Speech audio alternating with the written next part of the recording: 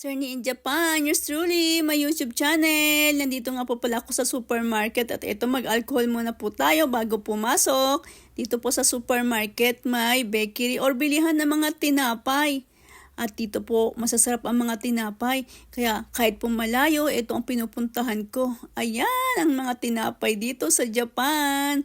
Ayan lahat po yan naka-plastic at naka-sealed. Ito po ang masarap po, ang Choco Marble Toasted Bread. Ayan, masarap po yan. At ito pa, ang lahat halos po ng tinapay dito. Ito para pong puto ng tinapay dito, masasarap. At may mga palaman na rin po. Ayan, katulad po nito, meron po siyang cookies, muffin po ata yan. Yan, at dito naman din po ang mga... Yan, may parang pan din po yan, mga monay. Yan, ang tinapay po dito or monay, may mga lasa na rin po. Meron pong cheese. Ayan, kuha po ako ng isa nito. Paborito ko po ito. 3 piraso lang po, nasa 30 pesos. At ito pang iba pang mga tinapay. Yan, may pizza rin po dito. Masarap po sa pizza pag mainit-init pa. Di po ba? Iba't ibang flavor po dito. Ayan, at dito naman po ang mga sandwich. Yan, ang Clubhouse Sandwich. Masarap po yan. Pero medyo pricey din po, kaya di po tayo bibili. At ito po ang toasted bread. Masarap po yan pag sausaw sa kape. Mga tasty. Ayan, naubos na nga po yung iba. Mabenta po kasi mga tinapay dito, masasarap. Ayan, may cheese bread pa. Kuhalin po ako na isa nito. Sarap po nito ang cheesy.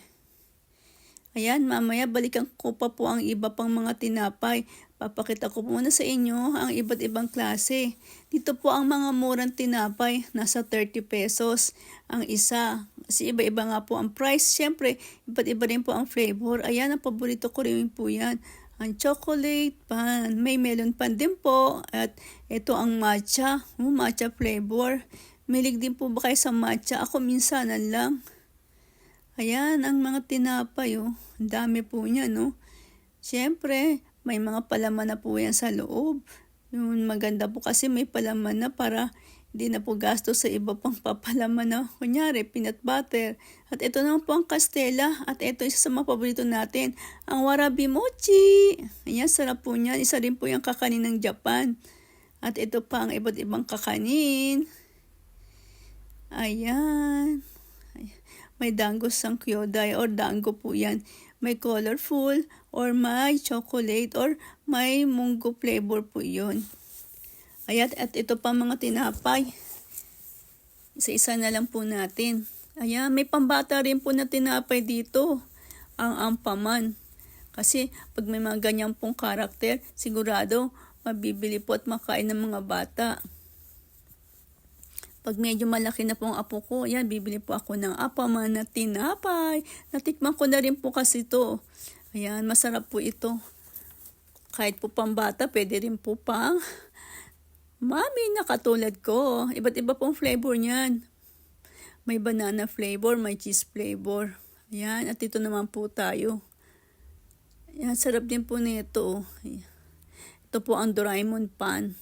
May palaman din po yan, may munggo flavor at may cheese at may matcha flavor din po yan. Yan, dahil po ng tinapay, Iba po ang tinapay at bakery dito sa Japan. Ayan, marami kang pagpipilian. Sa dami po ba naman yan. Ayan po yan, ang tinapay dito sa supermarket ng Japan. Thank you for watching. Please like and subscribe my YouTube channel, Sir in Japan. Yours truly.